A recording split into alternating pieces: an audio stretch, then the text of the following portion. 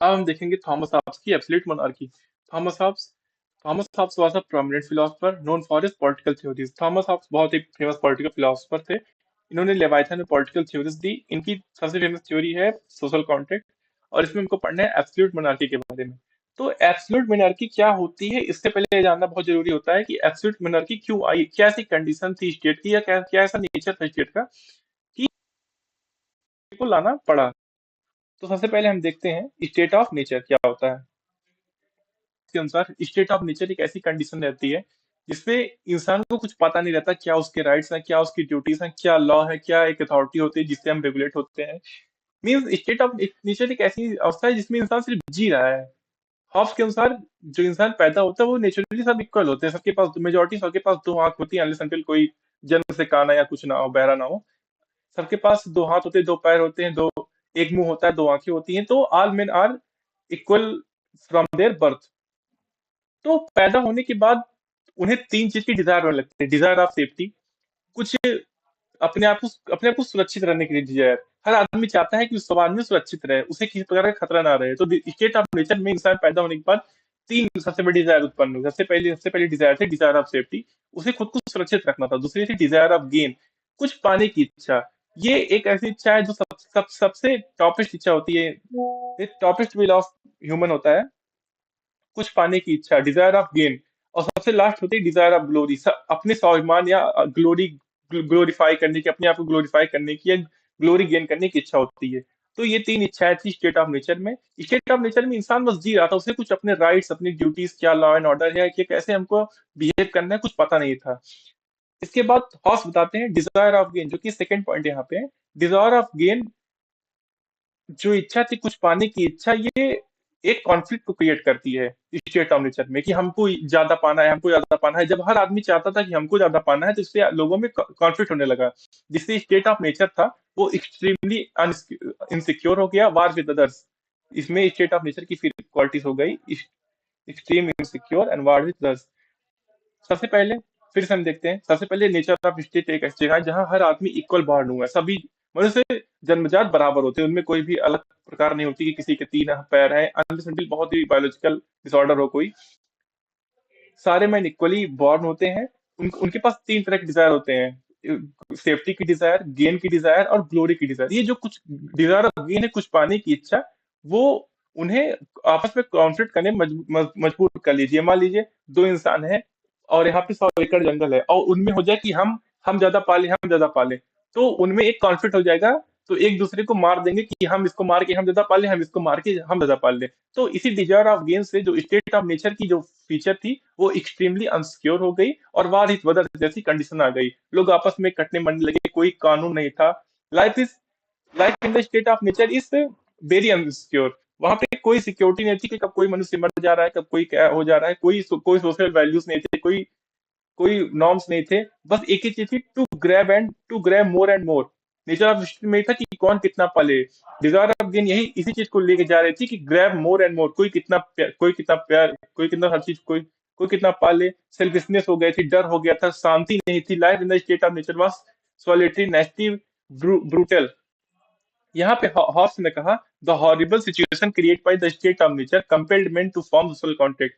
तो जब सारे मनुष्यों ने देखा कि स्टेट ऑफ नेचर में बहुत गंदी कंडीशन हो गई है, यहाँ पे हम जी नहीं पाते, तो सारे मनुष्य एक साथ आए और उन्हें सोशल कॉन्ट्रैक्ट किया आपस में। और उन्होंने कहा the state was result of contract of sovereign was not a party to contract. तो उन्होंने एक अपना मुखिया चुना और इससे कहा कि हम अपने सर्टेन राइट तुमको देते हैं, तुम बदले में हमको हम हमें रेगुलेट करो, और हमें मतलब हमारी इस अथॉरिटी को, हमारी सोसाइटी को रेगुलेट करो। तो हॉब्स कहते हैं आई ट्रांसफर माई राइट, मतलब मैं कह रहा हूँ, मतलब पब्लिक हर एक पर्टिकुलर पर्सन कह रहा है, I transfer my right to governing myself to X. मैं एक सोवरेन, जो कि एक अथॉरिटी है, या जिसे हम आगे चल के मोनार्क कहेंगे, उस मोनार्क को अपने राइट ट्रांसफर करता हूँ। अब वो मोनार्क हमें रेगुलेट करेगा, हमें लॉ एंड ऑर्डर बताएगा। तो ये था बैकग्राउंड ऑफ एब्सोल्यूट मोनार्की। इसमें यही है कि what is the necessity of absolute monarchy, absolute monarchy क्यों जरूरी थी। तो स्टेट ऑफ नेचर एक ऐसी कंडीशन थी जिसमें सारे मनुष्य इक्वली बॉन्ड होते हैं। तो उनमें तीन तरह की डिजायर होती है, desire of gain, desire of glory, desire of safety. Desire of gain जो होती है वो कुछ पाने की इच्छा लोगों में कॉन्फ्लिक्ट कर देती है, जिससे सोशली वैल्यू खत्म हो जाती है, टू ग्रैब एंड मोर की कंडीशन हो जाती है, सेल्फिशनेस हो जाती है, फियर हो जाती है, नो पीस हो जाता है, जिससे लोग आपस में परेशान हो जाते हैं और वो सोचते हैं कि अब इसका हमें समाधान करना पड़ेगा। इसीलिए लोग आपस में आते हैं और एक पर्सन को एब्सोल्यूट मोनार्क बनाते हैं और कहते हैं आज से हम अपने सर्टेन राइट्स तुमको दे रहे हैं, अब तुम हमको रेगुलेट करोगे। ये हो गया स्टेट ऑफ नेचर क्या होता था। और स्टेट अब इससे क्या संबंध है एब्सोल्यूट मोनार्की का, अब हम देखते हैं what is absolute monarchy. Absolute monarchy. An absolute monarchy is a system of government in which the monarchy holds supreme authority and exercise under unrestricted political power over the state and people. Absolute monarchy एक ऐसा concept है जिसमें एक sovereign authority होती है, वो एक संस्था भी हो सकती है, वो एक मनुष्य भी हो सकता है। बेसिकली हॉब्स के अनुसार एक मनुष्य ही होता था। एक एब्सोल्यूट मोनार्क एक मनुष्य होता था जो एक स्टेट के ऊपर अपनी अथॉरिटी रखता था और उसके उसके पास अनरिस्ट्रिक्टेड पॉलिटिकल पावर होती थी। मींस जैसे हम अगर इसको एग्जांपल समझे तो हमारा घर होता है, उसमें इंडिया में मेजरली पैट्रियार्की है, तो यहाँ पे जो पिता होता है वो उसका घर का एब्सोल्यूट मोनार्क होता है, उसके विल के आगे किसी की विल नहीं चल पाती घर में। तो वही कॉन्सेप्ट हॉब्स ने कहा कि सोसाइटी में स्टेट ऑफ नेचर को खत्म करने के लिए लोग लोग आपस में आए, कॉन्ट्रैक्ट किया और एक एब्सोल्यूट मोनार्क को स्टैब्लिश किया। एब्सोल्यूट मोनार्क उनका गार्डियन टाइप में था, उन्होंने अपने सर्टेन राइट्स एब्सोल्यूट मोनार्क को दिए। एब्सोल्यूट मोनार्क उस सोसाइटी को रेगुलेट कर रहा था। And absolute monarch is system of government in which the monarchy hold supreme authority. Absolute monarch किसी स्टेट अथॉरिटी का सुप्रीम होता है, उसकी विल क्या है, किसी की विल नहीं चलती, वो उसमें लॉ एंड ऑर्डर मेंटेन करता है, उसे रेगुलेट करता है। आप फिर एब्सोल्यूट मोनार्की के बारे में बताते हैं।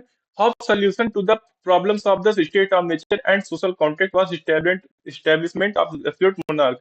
एब्सोल्यूट मोनार्क को लाने का सबसे बड़ा कारण यही था कि स्टेट ऑफ नेचर को खत्म करना। सबसे पहले स्टेट ऑफ नेचर था।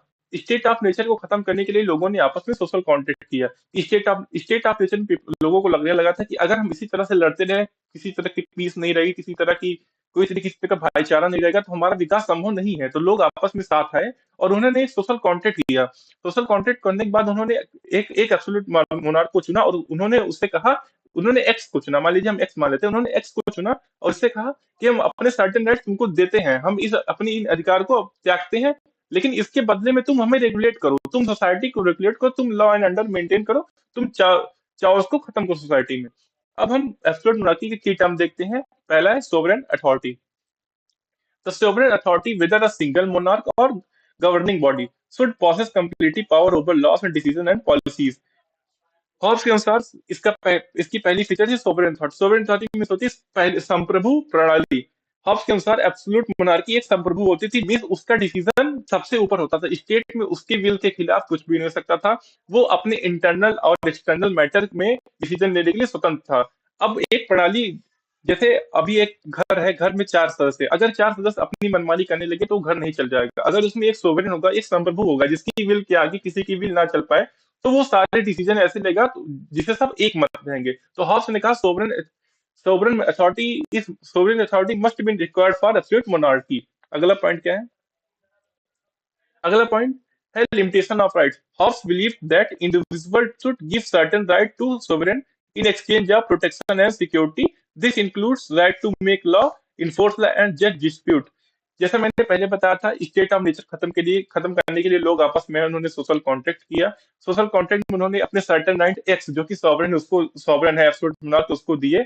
और हॉब्स ने कहा ये देने जरूरी है। जैसे अगर हम घर में, जैसे मान लीजिए अभी इंडिया में हर आदमी सोचने लगे कि हम लॉ अपने हिसाब से बनाएंगे, हम लॉ अपने हिसाब से बनाएंगे, हम लॉ अपने हिसाब से बनाएंगे, तो लॉ कैसे बन पाएगा? हम अपने आदमी सोचने लगे कि हम अपना जजमेंट खुद देंगे, हम किसी को मारेंगे, हम अपने आप को भी निर्दोष साबित कर देंगे, तो ये थोड़ी ना हो पाता है। तो हॉब्स कहते हैं कि पीपुल साथ में आए और वो अपनी लॉ बनाने की और लॉ को लागू करने की जो राइट है उसको सॉवरेन को दें, जिसे सॉवरेन लॉ बनाए जो कि पब्लिक वेलफेयर का हो। लॉ किसी एक पर्सन के लिए ना बने, लॉ लॉ एक पब्लिक इंटरेस्ट के लिए, पब्लिक गुड के लिए बने, जिससे लोग कल्याण हो। तो हॉब्स कहते हैं कि limitation of right, limitation is right of necessity of absolute monarchy. Third point है यूनिटी एंड स्टेबिलिटी। हॉब्स कहते हैं, जैसे घर घर का एग्जांपल हम लेते हैं, घर में एक अगर सदस्य है तो उस हॉब्स कहते हैं, जैसे मान लीजिए आपका परिवार है, परिवार में एक पिता, पैट्रियार्कल सोसाइटी में पिता ही उसका परिवार का मुखिया होता है। तो पिता अगर है तो अगर एक घर में एक मुखिया है तो एक स्टेबल होता है कि इसके आगे हम नहीं जा सकते, हमें इसे डर है, क्या यही हमको रेगुलेट करेगा? अगर घर में 4 आदमी चारों अपने-अपने लिए मुखिया बने हैं, तो उस घर का विकास नहीं हो सकता। इसलिए हॉब्स कहते हैं, Hobbes argued that absolute monarchy provides unity and stability. State of nature में यही था। स्टेट ऑफ नेचर में ग्रैब मोर एंड मोर की कंडीशन थी, जिससे सब लोग अपने खुद के मालिक थे। इससे यूनिटी नहीं थी और सोसाइटी स्टेबल नहीं थी। लेकिन जब एब्सोल्यूट मोनार्क आ गया, वो सबको रेगुलेट करने लगा, तो इससे समाज में यूनिटी एंड स्टेबिलिटी आ गई। अब इसके हम कुछ आर्गुमेंट इन फेवर देख लेते हैं कि इसके कौन कौन सी बातें जिसके सच में बोलती हैं। पहला, efficiency. One person rule can make decision quickly and respond to create effectively. मान लीजिए किसी देश में 5 शासक हैं और उनको कोई निर्णय लेना है, तो वो निर्णय नहीं ले पाएंगे। किसी का आपस में कॉन्फ्लिक्ट होना पड़ेगा। तो हॉब्स कहते हैं कि एब्सोल्यूट मोनार्की में जो एक शासन है, इससे इफिशियंसी होती है कि वो तुरंत ऑन द वे डिसीजन ले लेगा, किसी चीज को रूल बना देगा, कोई कॉन्फ्लिक्ट सॉल्व कर देगा। दूसरा पॉइंट, यूनिटी। एब्सोल्यूट मोनार्की से समाज में यूनिटी आती है क्योंकि उनको रेगुलेट करने वाला एक पर्सन होता है। स्टेबिलिटी मैंने पहले बताया, जब एक रूल करने वाला होगा, तो उस समाज में स्टेबिलिटी आएगी। अब इसके कुछ क्रिटिसिज्म है भी है हॉब्स के थ्योरी के। इसके क्रिटिसिज्म ये है, और जैसे कि इसका सबसे इंपॉर्टेंट क्रिटिसिज्म है करप्शन। जैसे मान लीजिए एक इंसान अगर एब्सोल्यूट मोनार्क होता है, तो बहुत ज्यादा चांस है कि वो करप्टेड हो जाए, या उसके अंदर करप्शन आ जाए, या उसकी जो गवर्नमेंट ऑफ पब्लिक इंटरेस्ट है वो गवर्नमेंट ऑफ सेल्फ इंटरेस्ट बन जाए, वो एनार्की में कन्वर्ट हो जाए, वो मोनार्की से एनार्की में कंट्रोल हो कन्वर्ट हो जाए। इसी यही इसका सबसे बड़ा डिफेक्ट है। और इसमें एक डिफेक्ट है कि इसमें इनइक्वालिटी हो सकती है। इसमें जो एब्सोल्यूट मोनार्क उसके अंदर बायसनेस की भी क्वालिटी आ सकती है। जैसे एक पर्सन है घर में, मान लीजिए पिता है, तो ऐसा हो सकता है कि अपनी बेटी से कम प्यार करे, बेटे से ज्यादा प्यार करे, या बेटे से ज्यादा प्यार करे, बेटे से कम प्यार करे। तो यही हो सकता है। तो यहाँ पे बायसनेस भी आ सकती है, जिससे एब्सोल्यूट मोनार्क का ये बेसिक क्रिटिसिज्म है।